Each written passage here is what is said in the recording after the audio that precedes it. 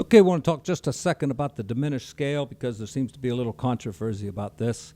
I was communicating with a guy from, where is it, New Zealand? Is that even a country? I don't know. It's out there somewhere. Anyway, over in New Zealand, they call the diminished scale the auxiliary demented blues harmonic minor scale or something like that.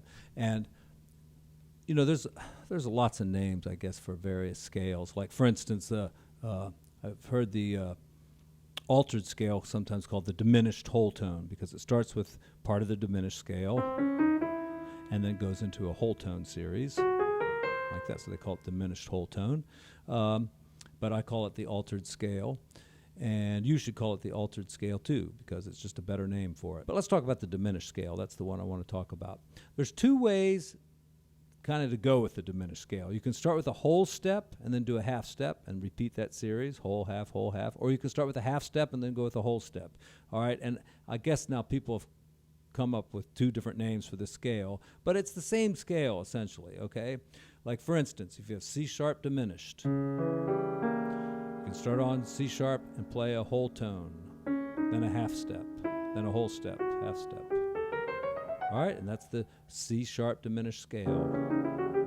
Over C dominant seventh, you can play the same scale because then you're starting on the flat 9.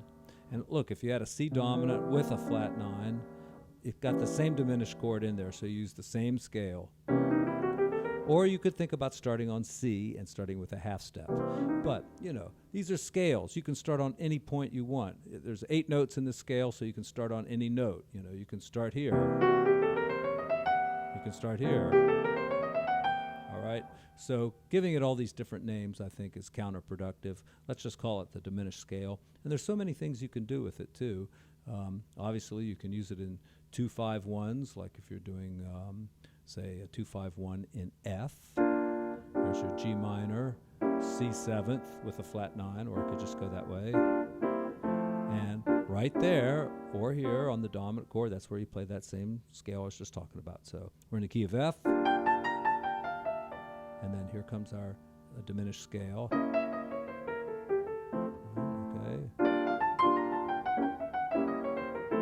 All right. Or suppose we had the song Bewitched. Right there's a diminished chord, so if we were improvising, right, you could use the diminished scale right there on the diminished chord. All right, and because the scale is symmetrical, there are really only 3 of them. Because think about it, if you go whole step, half step, well, and then keep doing that. Suppose you start on E flat, go whole step, half step, you're going to end up with the exact same scale. Or on F sharp, whole step, half step. Did I do this right? Yeah. So this scale starting on C, or on E flat, or F sharp, or A, you know, will work for any of those diminished chords. If you're thinking in terms of dominant 7th chords, I could think of C sharp diminished scale, or the E diminished scale, or G, or B flat diminished scale, right? Or I could think of any of the other notes and just start with a half step A, F sharp. You know, getting the idea? So, and that's why you can take some of these structures like this, like a C 13th chord, and you can move them up and down in minor thirds and get all the notes of the diminished scale with those. So if you're playing, like, say, a 2-5-1 in F this way, you could take that 5 chord and move it around, especially if you're just playing those 3 notes. So this way, and then here comes our diminished scale. See, I used every one of those, just moved down in thirds, minor thirds.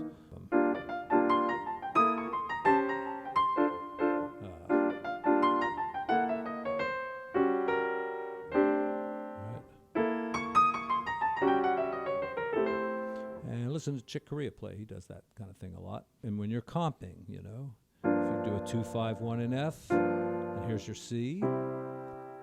Okay, that's not a very hip chord, but suppose I put that note in there, Okay, that's in the diminished scale. That makes that a C with a C with a flat 9. There's no 7th in there. But if I move it up in minor thirds, every one of those notes is in the diminished scale, and you hit on most of the notes of a C7th chord. Like right here, you got that and that. That's C7th, right? And then you go up here, you got the 7th, flat 9, and the 5th, sharp 11th. Up here, what's the next one up here? Yeah, you got the 7th and the 3rd, 13th, and the whatever that is, flat 9. All right? And so knowing that little pattern, and like I said, there's only 3 of those patterns too. There's this one, and then there's this one, and then there's this one. So if you have those kind of little patterns down, you can use those on dominant chords in all 12 keys just by knowing those 3 things. There's lots of good runs you can do with the diminished scale too. You can do these little whole step things like that. You can do a more complicated pattern. Oops, that was the wrong one. You can take that chord I was showing you about and just do it. Come down, that kind of thing. And there's a lot of triads buried in there too. If you did this like that, you see these are all triads. That's C major, E flat, F sharp, and A.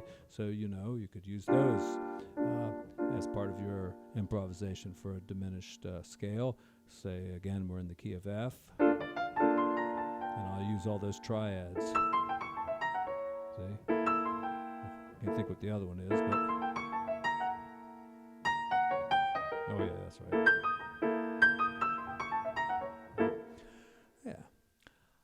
I mean, I haven't practiced that stuff for a while, so next time I'm trying to improve what I do on the gig, I'll probably go through some of that kind of stuff and see if I can throw that into my improv just to get away from doing the same old stuff that I always do, which is like this kind of stuff.